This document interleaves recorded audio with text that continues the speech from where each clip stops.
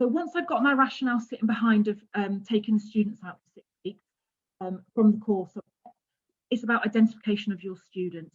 You can have your key stage 2 data where they're not high school ready. You can use your low reading age data, but identify whether it's decoding or comprehension.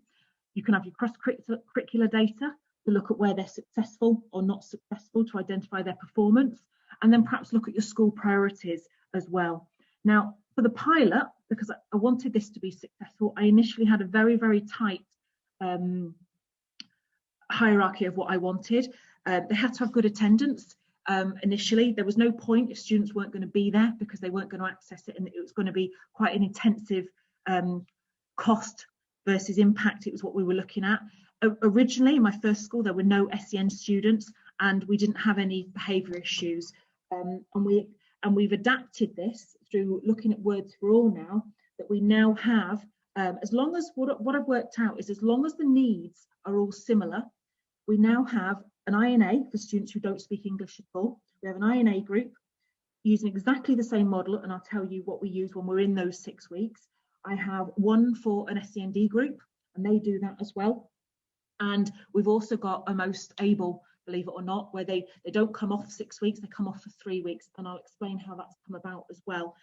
So if you go on to the next one for me, please. The non-negotiables for me were absolutely crucial, and that's a direct instruction programme. This whole intensive was built around a very clear, it's called McGraw-Hill. The reason I chose McGraw-Hill initially was because in high school, students who've been on the literacy roundabout, if you like, all through primary, have seen quite often the resources used, because it's very difficult to find one that hasn't been used in your sister primary schools or your feeder primary schools. And I'd noticed that some of the ones I wanted to use at my previous school, I'd sort of bring it out and the students would have a look and go, I've done this, I'm not a baby, I'm not doing it. So you've got disengagement straight away, and the stigma rolling all the way through. So this hadn't been used at all. It was very clear, it was easy for people to deliver. The non-negotiable also included completing the missed subject, so if it was humanities or English, subject keywords, and it was crucial. So if you were doing Victorian England, for example, for that 6 weeks for year 7, then you had to give your scheme of learning across to this intensive for the keywords to be learned as well through the direct instruction. And it was to gain an overview of the lessons that were missed, so students didn't totally miss a full chunk of learning. It would occur daily as a minimum expectation, so that will dictate how your timetable falls in terms of which subject you take from, but it had to occur at least for 1 hour a day, and it had to occur for 6 weeks in the first instance. And on a Friday was a celebration tea party in order, it was a sneaky delivery actually, to model oracy through conversational talk. Because as you know, all the books, if you can't talk it, you're going to struggle to read it, and you're certainly going to struggle to write it.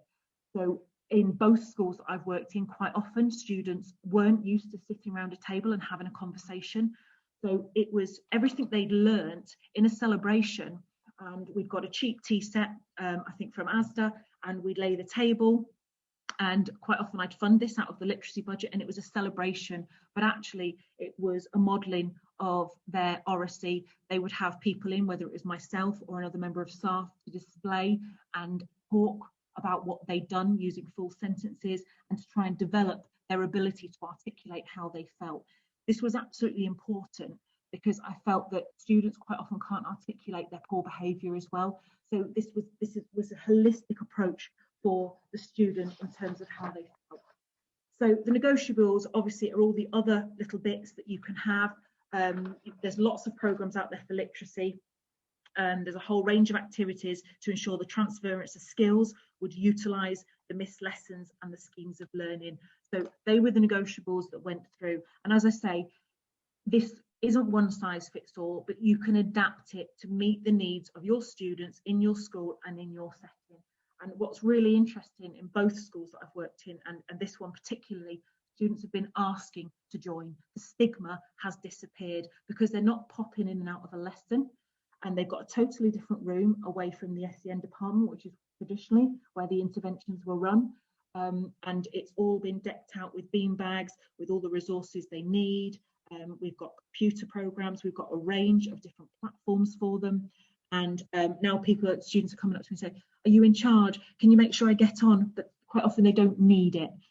So it's a real good turnaround. And what's very good, I'm going to show you the hard data to come up to show that it's been consistent, probably along the last 5 years, but it's really taken off in this school through my work with Words for All and Whole Education in order to widen and meet the needs of a far greater cohort of students.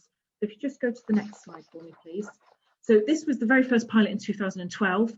The results speak for themselves. You can see their chronological age, you can see their reading age, and you can see their new reading age. That's in 6 weeks.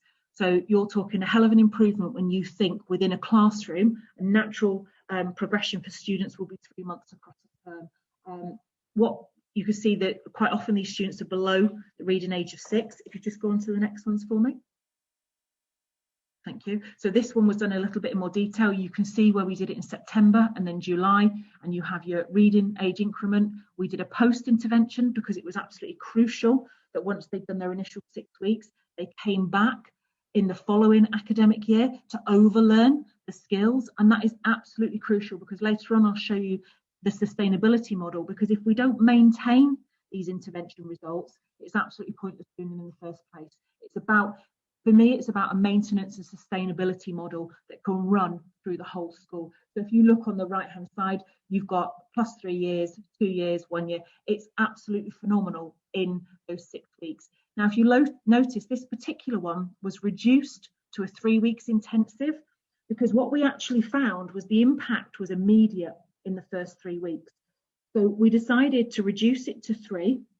So the overlearning could occur at another point in the year, and it could maximise the amount of students that could actually access this intensive. We had one person delivering it, and you can appreciate she spent quite a few hours with these students. But it really, it created a self-fulfilling prophecy for the students in how they perceived themselves, because they went back into their classrooms. They didn't flounder because they knew what was being taught, because that had been discussed on a Friday or as the extra work or as a reward. And they could access the reading material. There was a report handed over to staff as well, so they knew exactly what the students had been doing. And so students really hadn't missed out on anything in order for them to access what was going on. If you go on to the next one, please. So you can see again, the results have been, the intervention impacts, the results have been sustained throughout on the 3 weeks of the intensive. If you go on to the next one, please. Right, so that's just go on to the next one, because this is just sort of maintaining it. I want to go on to the maintenance. So this maintenance, this is taken from the NGRT, which is the GL assessment, which is what we've been using, and I've used it all the way through. They're absolutely phenomenal in the information. And what you'll find in an average classroom, you'll have 23% that are below average, 54% that are average, and 23% above. You'll see that actually we quite often got 31%. This was for a Year 9 profile on arrival, which is well above the national average. But year on year, due to our intensive, we maintained it. They dropped from 31 to 22 and from 22 to 12. And obviously, as they've dropped, you get a higher proportion into the middle average from 69 to 78 as they increase. And as students increase, they get pushed into the top percentile for the NFER in terms of maintaining it. And this is what sold it. This is what, for hard data, the governors liked. For me, I still think it's the soft data, and I presented lots that came from staff who preferred it. They knew where the students were.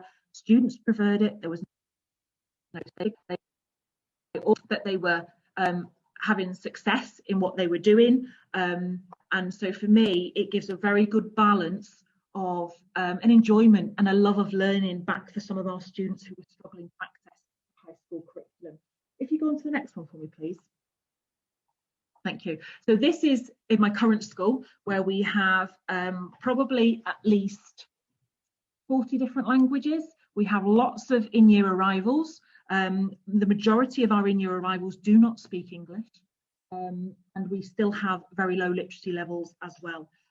So this was our Year 7 INA. I trialled this group through my work with Words for All, and I thought, right, okay, as long as they're similar need. So this one is was across year groups when we were allowed to mix year groups, because it's all about your need. and it was based on initial reading ages. And you can see that the gains have still been 23 months, 15 months, 19 months. This is across 6 weeks, and they were taken from English, history and geography. But as I say, the principles still remained the same. They didn't miss out, because what they did, they ensured that they were doing the core through the schemes of learning, and they identified, as Rebecca's done in her school, we have subject keywords that run through all the schemes of learning, which was easy enough to hand over to the person who delivered this, and they could make sure that that was inbuilt through the vocabulary, through having fun with our vocabulary actually, alongside this direct instruction. Now, I thought because in this school I've got the title of AVP, it would be slightly easier, but oh no. Staff like to sit in there, quite stuck in their ways. I probably had more trouble actually being a senior leader to put this through than I did in my previous school, which is quite ironic really. And I wanted to pull rank, and it wasn't the way to go, so I didn't. What I did is I showed them my data, but they had a very good SEND department that had lots and lots of interventions. And what I was trying to explain was I wasn't being critical of what she was doing, but she was spreading herself too thin. We didn't know what was successful. And so I said, if we can, let's just pilot this. And we've never looked back. As I say, we have this now running across 3 different year groups with 3 different groups of students.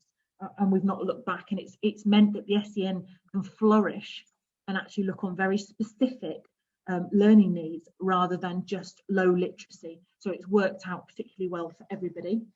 I also piloted, so this was for the INA, for the students who either had very limited English or almost none. So if you go to the next one, please. This was the pilot for the year 8 literacy intensive, and as you can see, the results are more accelerated because they had a better grasp. The initial reading ages weren't so low, and you can see it's still phenomenal within 6 weeks. We've kept to 6 weeks because we haven't quite got, probably we've been interrupted with COVID as well, we haven't quite got that revisiting as tight a unit in terms of the overlearning.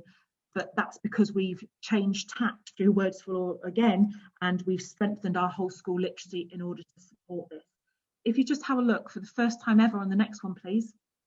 We looked at year 9. Now, this was very difficult because this was a skills base because they were learning for English the vast majority of the poetry or Blood Brothers, and we concentrated on fluency.